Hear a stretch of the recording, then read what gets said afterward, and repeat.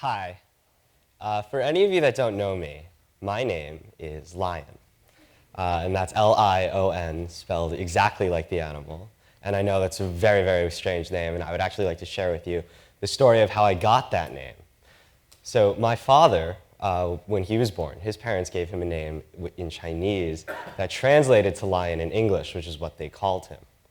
Now, they quickly realized how strange of a name this was, though, and so they changed it to Peter, which is what he still goes by today. But he found out about this name change and decided Lion is such a cool name. When I have a son, I'm going to name him Lion. And thus, decades later, when I was born, that's how I got my name. And that's really what I'm here to talk to you guys about today, names. Specifically, what I want to answer is, do they matter? Does it make a difference what you get named? Do names have some sort of power over your life? Can it predict who you marry, where you'll live, what kind of job you'll have, even your political preferences? But before we get into that, I would like to first go over how we even get our names in the first place. So the story I just told you, the story of how I got my name, is actually a fairly common one. See, the details may be slightly different, or the name itself is probably less strange than Lion, but in essence, I was named after a family member. And that is the most common way children receive their names in the United States these days. According to a nationwide poll taken last year, 49% of all babies are given a name which one of their relatively recent ancestors have also had. And that makes sense, right? I mean, for religious or sentimental reasons, we seem to love giving our kids the names of somebody who came before us. In fact, about 20% of that 49% was named for religious reasons.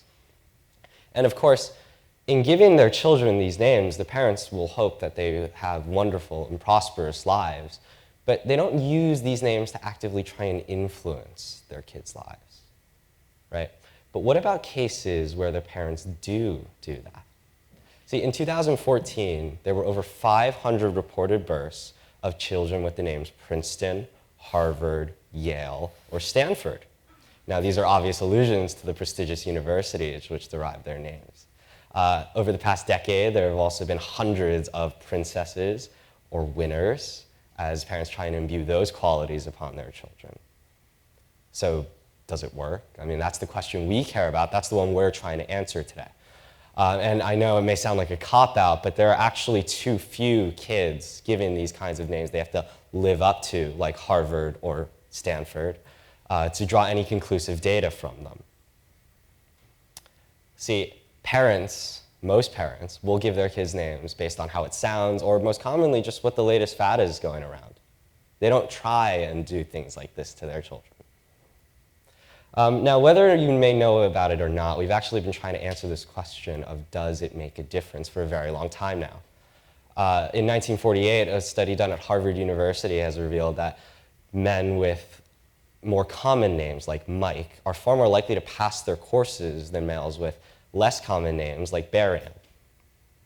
Since then, countless studies have come out suggesting that names have some sort of predictive power on your lives. They can tell where you'll live, what kind of jobs you'll have, your average income, who you'll marry, and most strangely, whether or not you'll donate to certain charities.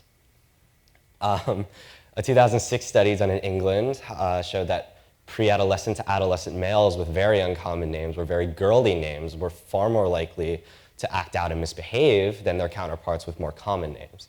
And that same study also showed that girls with more traditionally girly names, like Isabella, for instance, were more likely to gravitate towards humanities courses, whereas their counterparts with more androgynous names were more likely to go into STEM. Then, of course, we have the by far most stark example of names influencing our lives, race. In 2004, professors Marian Bertrand of the University of Chicago and Sindhil Mullainathan of Harvard University conducted a now famous experiment in which they sent resumes to various corporations based in both Chicago and Boston. Now, these resumes were identical, with the one difference being the names on them.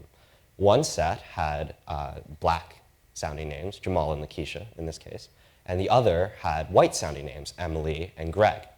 And the results were both very conclusive and very disturbing, as the white-sounding resumes receive 50% more callbacks and interview opportunities than their black counterparts.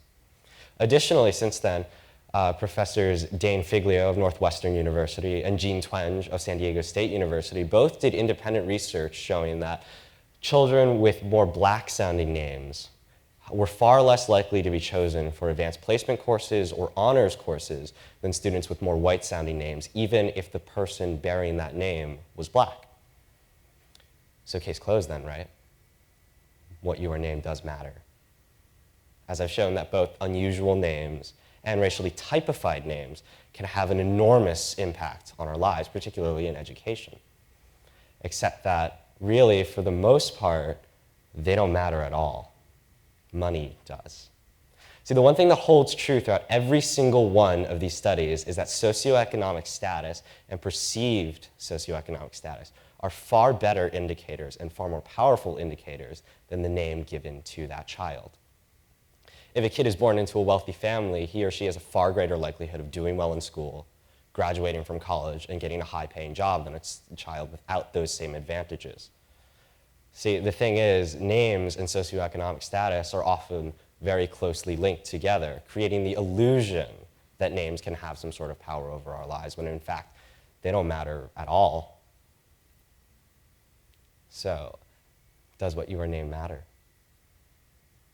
In a broad sense, yes, it does. Of course, whatever name you give your child, it will grow to become an integral part of his or her identity.